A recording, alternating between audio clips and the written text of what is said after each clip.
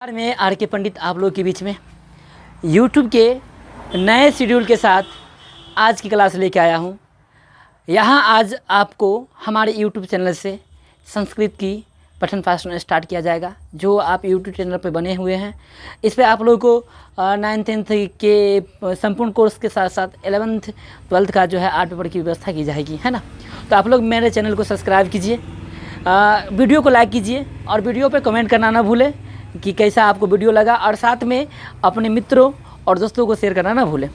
चलिए तो हम लोग स्टार्ट करते हैं। हम लोग आज स्टार्ट करते हैं आज से संस्कृत को।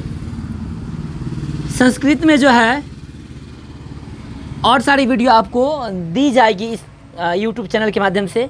फिलहाल के लिए हम लोग स्टार्ट करते हैं चैप्टर 6 को, यानी अध्याय 6 को स्टार्ट किया जा रहा है। षष्ठ को, अध्याय षष्ठ में जो है हम लोग को पढ़ना है भारतीय संस्कार। भारतीय संस्कार, भारतीय संस्कार जो चैप्टर हमारा पढ़ना है अध्याय 6 के लिए। संस्कार जो है हमारे जीवन में, भारतीय संस्कार जो है, संस्कार हमारे जीवन में दो तरह से अमुख रखते हैं, यानी दो तरह से संस्कार हमारे लिए आवश्यक हैं। एक तो संस्कार हमारे लिए आवश्यक है हमारे नैतिक मूल्य की। नैतिक मूल्य कहने का मतलब हुआ कि हमारे अंदर कौन से गुड मैनर है और हमारे अंदर कौन से बैड मैनर है। बैड मैनर, गुड मैनर कहने का मतलब हमारी कैसी आदतें जो है वो अच्छी आदतें हैं, और हमारी जो आदतें जो है कैसी आदतें हमारी खराब आदतें हैं। इनको हमको जानना है।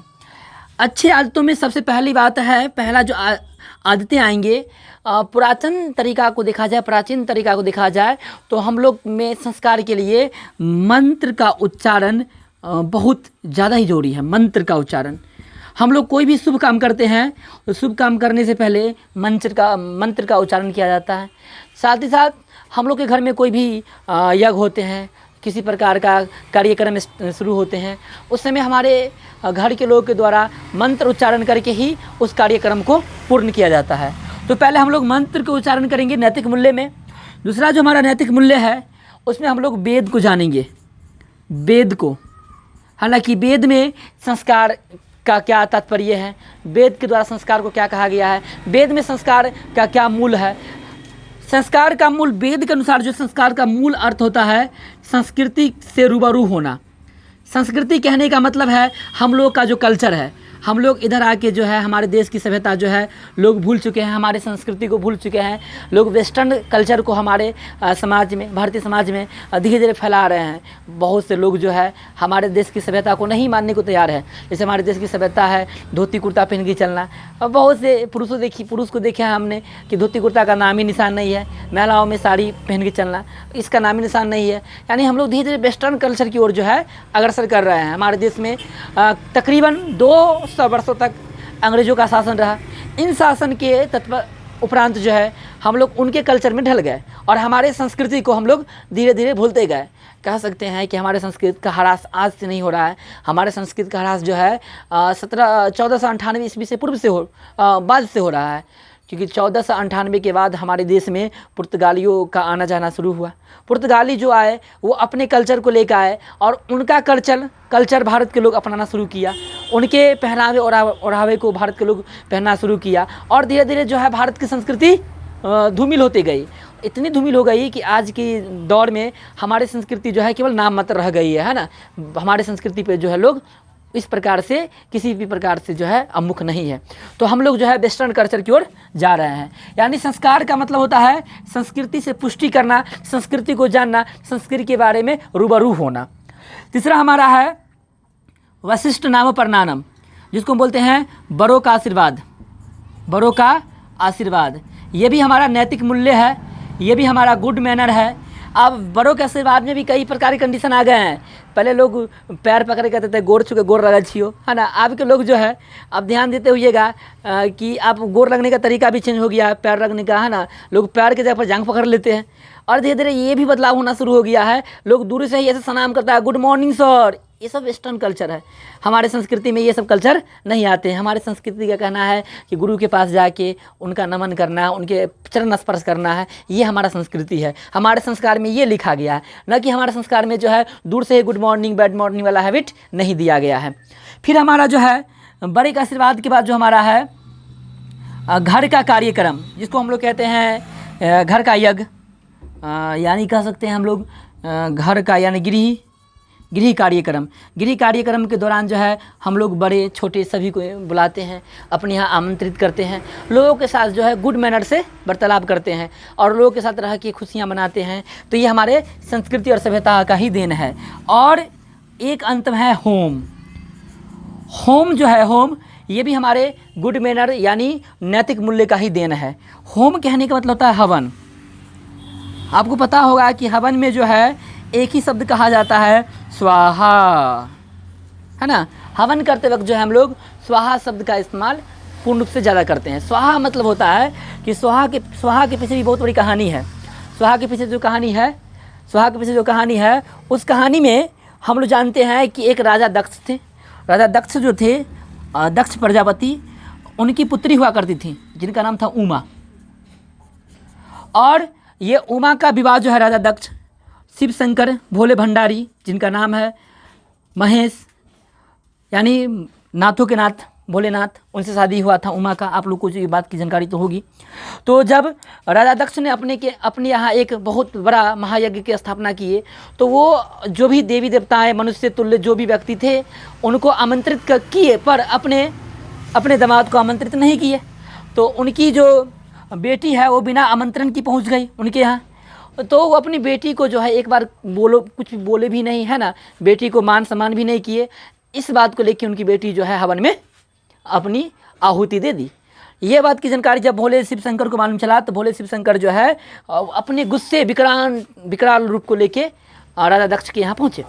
और पहुँचने के साथ साथ जो है उन्होंने राजा दक्ष के सर काट के अलग कर दिए। साथ में राजा दक्ष की एक और पुत्री थी स्वाहा। वो स्वाहा को श्राप दे दिए कि जाओ तुम हमेशा अग्नि कुंड में जलती रहना।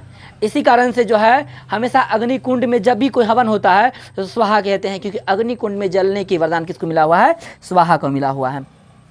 तो ये हमारे मूल नैतिक मूल्य था जो कहीं ना कहीं हमारे जीवन में पालन किया जाता है। हम लोग को पालन करना चाहिए। हम लोग को जो है हमेशा मंत्र की उच्चारण करना चाहिए। हमारे हिंदू धर्म में जो है ये मान्य है। साथ में हम लोग को वेदों की जानकारी देना चाहिए। वेद के अनुसार जो है संस्कृति को जानना ही संस्कार कहलाती है। साथ में हम लोग को बड़ों का आशीर्वाद लेना चाहिए। बड़ों का आशीर्वाद लेना तो बहुत बड़ी बात है ना। आजकल के लोग के घर में अगर बड़े बुजुर्ग आते हैं तो दूर के ही देख के कहते हैं हेलो हाय, हो गया, बात खत्म है ना। ऐसा नहीं करना चाहिए। अगर कोई बड़े आए, जैसे अगर आप ही घर में आपसे कोई बड़े आए या हो सकता है आपके रिश्तेदार आए, तो पहले जाइए उनके पास, चरण स्पर्श कीजिए और साथ में उनका आशीर्वाद लीजिए। बड़ों का आशीर्वाद जो है बहुत ज़्यादा ही जरूरी है। आशीर्वाद का तौर तरीका आपको पता ही है, कई प्रकार का आशीर्वाद होता है ना। दीर्घायु भव होता है ना। उसके बाद आपको खुश रहिए होता है। और साथ ही साथ और भी आशीर्वाद के रूप में आते हैं। सौभाग्यवती भव रह, लड़कियों के लिए इस्तेमाल किया जाता है, लड़की के लिए, महिलाओं के लिए इस्तेमाल किया जाता है। तो कई आशीर्वाद के रूप में आते हैं। गृह कार्यक्रम मतलब होता है घर में आयोजित कोई सम्मेलन। घर में अगर कोई सम्मेलन हो रहा है, उस सम्मेलन में भी हम लोग नैतिक मूल्य को देखते हैं। हमारे संस्कार देखने को झलकती है। वहाँ भी लोग संस्कार से परिपूर्ण रहते हैं और संस्कार के रूप में ही वो नैतिक रूप से ही कार्यक्रम को संपन्न करते हैं। और अंत है एक हवन, जिसको होम कहा जाता है। होम क्रिया में भी हम लोग को संस्कार की नैतिकता देखने को मिलती है। ये तो संस्कार का एक चरण हुआ, नैतिक मूल्य। दूसरा चरण होता है जीवन का स्तर, लेवल, या कह सकते हैं जीवन का क्रम। जैसे जैसे इंसानों का जीवन बचपन से लेकर बुढ़ापे की ओर जाती है, हमारे जीवन में तरह तरह के संस्कार आते हैं। जैसे आप लोगों को पता होगा कि जीवन के 5 चरण होते हैं। 5 चरण लिख सकते हैं यहाँ पे। 5 चरण में जो है जीवन के जो है 5 चरण में जो है हमारा है इस संस्कार को देखने को मिलता है। पहले चरण जो है जन्म से पूर्व, यानी कह सकते हैं जीवन के प्रत्येक चरण मिला के 16 संस्कार का वर्णन हमें करनी है। इन 16 संस्कार को जो है 5 प्रकार में बांटा गया है। पहला जन्म से पूर्व का संस्कार। उसके बाद दूसरा जो हमारा है शैशव संस्कार, शिशु जो जन्म लेता है उसका संस्कार जो है शैशव संस्कार। उसके बाद जो हमें जानना है शिक्षा यानी शैक्षणिक संस्कार। उसके बाद हमें जानना है 4 में गृहस्थ संस्कार, गृहस्थ संस्कार। और गृहस्थ संस्कार के बाद हमें जानना है 5 में मरणोपरांत संस्कार,